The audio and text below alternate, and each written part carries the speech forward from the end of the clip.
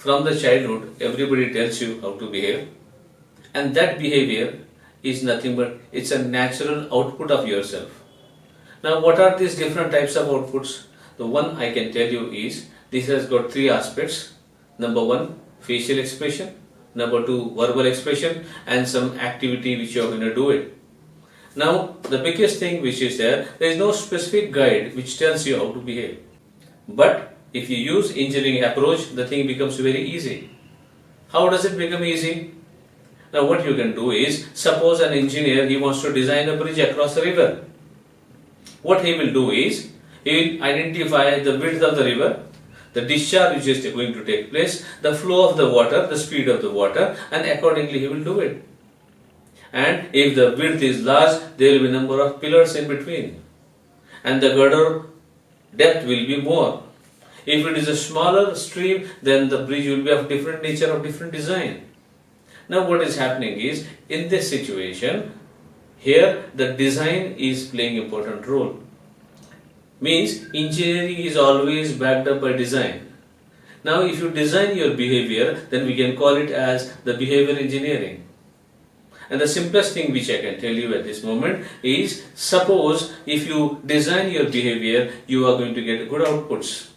And what exactly it means is, before any interaction or in your day-to-day living, if you decide the way of communication or the objectives of required in that situation, then you can achieve them. May not be 100%. But what is happening, without objective definition, if you behave, it's a natural behavior like animals. Means, what I feel something, I react to it. No, it's not true.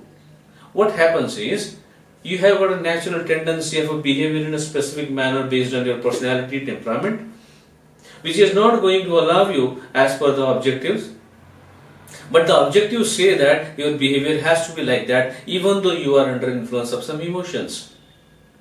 Now, this particular focus shift from this natural tendency to required behavior is a personality development. And here the most important thing which you can do is, you identify the objectives of that particular behavior in that situation.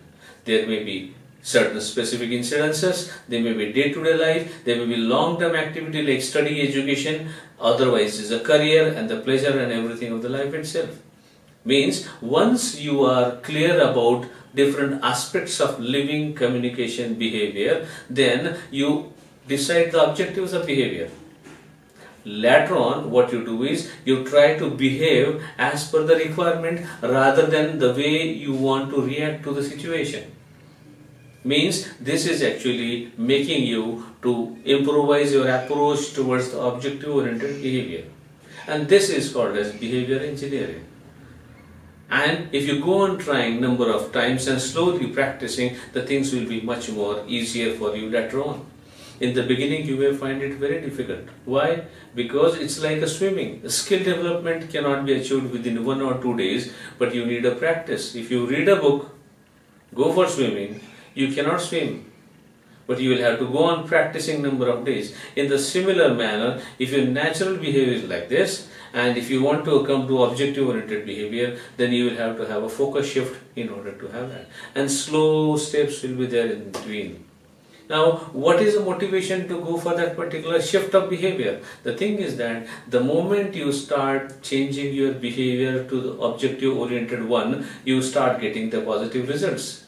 And once you get positive results, it is a confirmation that you are behaving in the best possible manner.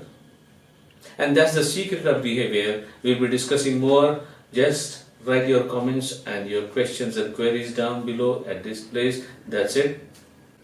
And another thing to tell you, I am not going to request you for subscription or subscribe or like, not required, because this video is prepared, or these videos will be prepared and published only for social cause, not requiring any profit. So I don't want to have some hours of watch time and some subscribers or nothing of that kind.